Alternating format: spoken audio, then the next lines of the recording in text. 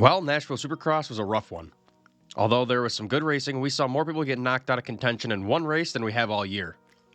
Kinda sucks to see, especially when two of them are top three guys week in and week out. Those guys being title contender Cooper Webb and Justin Barcia.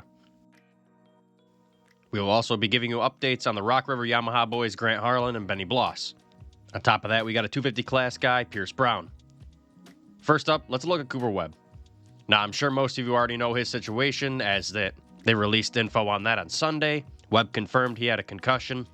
But today, Red Bull KTM announced that Webb will be retiring from the season early in order to heal up for Lucas Oil Pro Motocross later this month.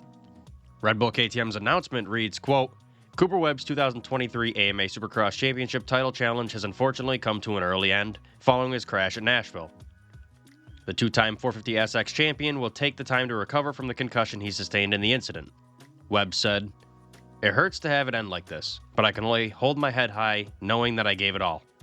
KTM continued, saying, "Get well soon, Cooper. We wish you all the best for a speedy recovery." It really sucks to see Cooper getting knocked out of the title fight. I was really looking forward to the final round battles with him and Tomac. Hopefully he heals up quick.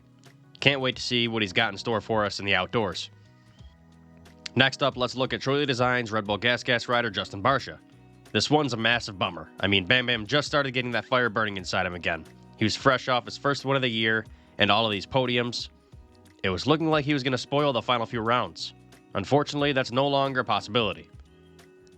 Although it hasn't been officially reported, we have reached out to some TLD team members for some info, and they told us it sounds like Barcia sustained a broken collarbone.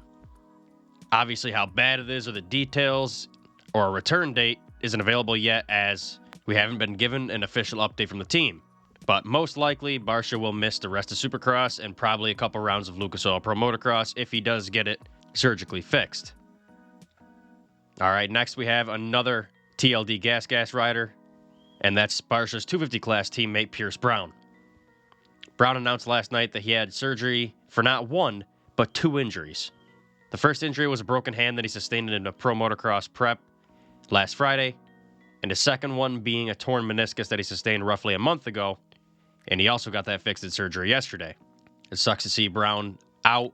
He's had a rough go at it this year. Although a return timetable hasn't been released yet, Brown confirmed that he is expecting to come back to racing around the middle of the Pro Motocross Championship this summer.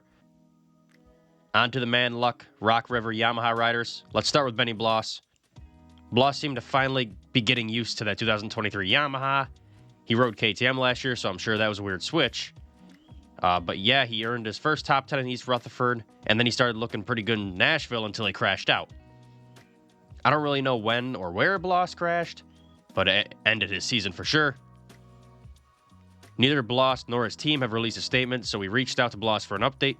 He didn't give us explicit details, just that he did indeed break his collarbone, and he was already back in California getting ready for surgery. He said he's hoping that getting it plated will accelerate the healing process in order to make round one of Pro Motocross later this month. All right, now let's look at his teammate, Grant Harlan. Again, no formal announcement as of the time I'm writing this, but Harlan did give us some info regarding his injury. Harlan is currently waiting to meet with a specialist to see what recovery looks like and if he needs surgery. All we do know is that he broke his left shoulder.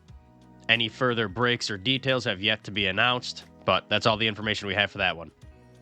Well, that's all the injury updates we have for you today. There were a few other crashes and possible injuries, but they were either fine or not providing any updates, so we figured we'd not mention them.